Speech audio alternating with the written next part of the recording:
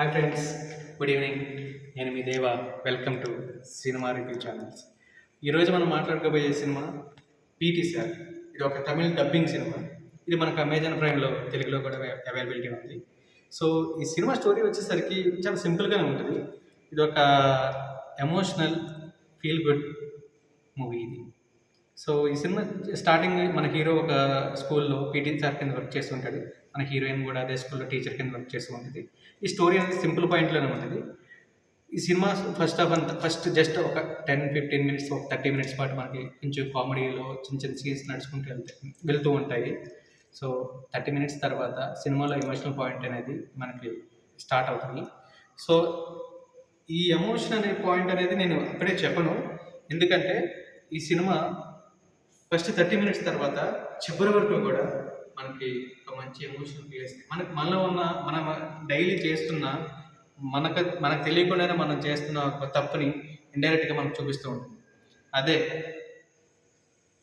Women abuse.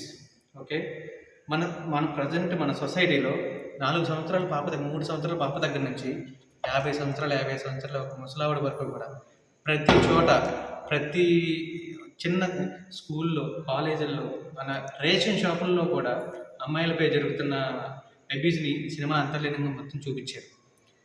మన అమ్మలు, చెల్లెళ్ళు, అక్కలు, చిన్న చిన్న పిల్లలు స్కూల్కి పంపించేటప్పుడు ఆటో డ్రైవర్లు కానీ, బస్సుల్లో కానీ, లేకపోతే రేషన్ షాప్ దగ్గర మన అమ్మలు మనకు తెలియకుండానే మనకు చెప్తూ ఉంటారు, అరే వెళ్ళి షాప్ దగ్గరికి వెళ్ళి తీసుకురారా అని చెప్తూ ఉంటారు. బట్ మనం అమ్మ నువ్వు వెళ్ళి తెచ్చుకోమా అని జనరల్ వేలో చెప్పేస్తూ ఉంటారు. కానీ వాళ్ళు అక్కడికి వెళ్ళినప్పుడు వాళ్ళు ఫేస్ చేస్తున్న చిన్న చిన్న ఒక మగవాడు, ఒక అమ్మాయిలు ఒక మగవాడిని దాటుకుంటూ ఈ సొసైటీలో నడుస్తున్నారనేది చాలా బాగా చూపించారు. ఆ సినిమా చూసిన తర్వాత నా మీద నాకే ఒక చిన్న, అంటే నేను కూడా ఎప్పుడైనా ఇలా చూస్తుంటానా, ఇలా చేసుంటానా నా ఫీలింగ్ కూడా నాకు కలిగింది. సో మనలో ఆ సినిమా ఒక చేంజ్ తీసుకొచ్చిందా లేదా నేను చెప్పలేను, కానీ సో నా మైండ్ సెట్ని అయితే చేంజ్ చేసింది ఆ మూవీ, ఈ మూవీ అని. సో ఈ సినిమాలో అనక సురేంద్రన్, ఈ అమ్మాయి విశ్వాసం అజిత్ మూవీ, అందులో కూడా యాక్ట్ చేసింది పాప కింద. అండ్ మన నాగార్జున గారి మూవీ గోస్ట్ మూవీలో కూడా యాక్ట్ చేసింది. ఆ అమ్మాయి ఈ సినిమాలో చేసిన యాక్టింగ్ నాకు చాలా బాగా నచ్చింది. అండ్ మన హీరో ఆ అమ్మాయి మధ్య వచ్చే ఎమోషనల్ సీన్స్ కానీ అన్నీ కూడా డైరెక్టర్ చాలా బాగా హ్యాండిల్ చేశాడు. ఇది ఒక కోర్ట్ రూమ్ డ్రామా. ఇది చివరి వరకు ఒక కోర్ట్ రూమ్ డ్రామా అనేది నడుస్తూ ఉంటుంది, ఫస్ట్ ఎండ్ వరకు కూడా. సినిమా చాలా బాగా తీశారు. ఇది ఒక సోషల్ మెసేజ్ కూడా ఇచ్చారు ఈ సినిమాలో. సో ఈ సినిమా చూసిన తర్వాత నాలో ఒక చిన్న చేంజ్ అయితే నేను అట్లీస్ట్ నా సైడ్ నుంచి నేనైతే చేంజ్ అవ్వాలని కోరుకుంటున్నాను. అండ్ తెలుగులో అవైలబిలిటీ ఉంది అమెజాన్ ప్రైమ్లో.